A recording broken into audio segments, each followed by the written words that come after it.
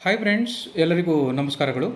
ಸ್ನೇಹಿತರೆ, ಈ ಪ್ರಸ್ತಾವನೆಯಲ್ಲಿ ವಿವರಿಸಿರುವಂಥ ಅಂಶಗಳ ಹಿನ್ನೆಲೆಯನ್ನು ತೆಗೆದುಕೊಂಡು ನಾವು ನೋಡಿದಾಗ 2026-27ನೇ ಶೈಕ್ಷಣಿಕ ಸಾಲಿಗೆ ರಾಜ್ಯದ ಸರ್ಕಾರಿ ಪ್ರಾಥಮಿಕ ಮತ್ತು ಪ್ರೌಢಶಾಲೆಗಳಲ್ಲಿ ಪ್ರಸ್ತುತ ಖಾಲಿ ಇರುವಂತಹ ಶಿಕ್ಷಕರುಗಳ ಹುದ್ದೆಗಳಿಗೆ ಎದುರಾಗಿ ವಿದ್ಯಾರ್ಥಿಗಳ ಶೈಕ್ಷಣಿಕ ಹಿತದೃಷ್ಟಿಯಿಂದ ಅತಿಥಿ ಶಿಕ್ಷಕರುಗಳನ್ನು ತಾತ್ಕಾಲಿಕವಾಗಿ ನೇರ ನೇಮಕಾತಿ ಮೂಲಕ ಖಾಯಂ ಶಿಕ್ಷಕರನ್ನು ಭರ್ತಿ ಮಾಡುವವರೆಗೆ ಅಥವಾ ಶೈಕ್ಷಣಿಕ ವರ್ಷದ ಅಂತ್ಯದವರೆಗೆ ಎಂಬ ಷರತ್ತುಗೊಳಪಟ್ಟು ಈ ಕೆಳಕಂಡಂತೆ ಅತಿಥಿ ಶಿಕ್ಷಕರನ್ನು ತಾತ್ಕಾಲಿಕವಾಗಿ ನೇಮಕ ಮಾಡಿಕೊಳ್ಳಲು ಸರ್ಕಾರವು ಮಂಜೂರಾತಿ ನೀಡಿ ಆದೇಶಿಸಿದೆ.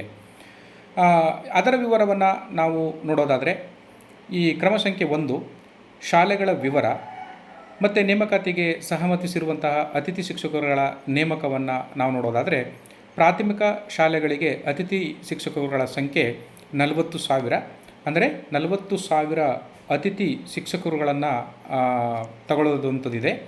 ಆಮೇಲೆ ಪ್ರೌಢಶಾಲೆಗಳಿಗೆ 11,000 ಅತಿಥಿ ಶಿಕ್ಷಕರುಗಳನ್ನು ತೆಗೆದುಕೊಳ್ಳುವಂಥದ್ದು ಆದೇಶ ಆಗಿರುವಂಥದ್ದು. ಒಟ್ಟು ಪ್ರಾಥಮಿಕ ಶಾಲೆ 40,000, ಪ್ರೌಢಶಾಲೆಗಳು 11,000, ಒಟ್ಟು ಹುದ್ದೆಗಳ ಸಂಖ್ಯೆ 51,000 ಅತಿಥಿ ಶಿಕ್ಷಕರುಗಳ ಹುದ್ದೆಗಳಿಗೆ ಭರ್ತಿ ಮಾಡುವುದಕ್ಕೆ ಸರ್ಕಾರವು ಆದೇಶಿಸಿರುವಂಥದ್ದು.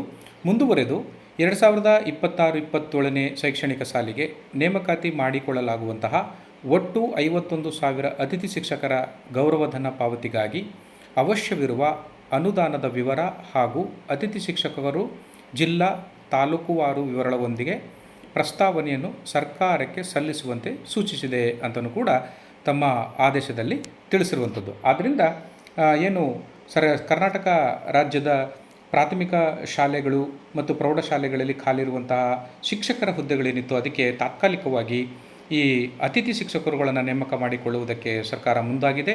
ಅದರಲ್ಲಿ ಪ್ರಾಥಮಿಕ ಶಾಲೆಗಳಿಗೆ 40,000, ಪ್ರೌಢಶಾಲೆಗಳಿಗೆ 11,000, ಒಟ್ಟು 51,000 ಅತಿಥಿ ಶಿಕ್ಷಕರುಗಳನ್ನು ನೇಮಕ ಮಾಡಿಕೊಳ್ಳುವುದಕ್ಕೆ ಸರ್ಕಾರ ಆದೇಶಿಸಿರುವಂಥದ್ದು.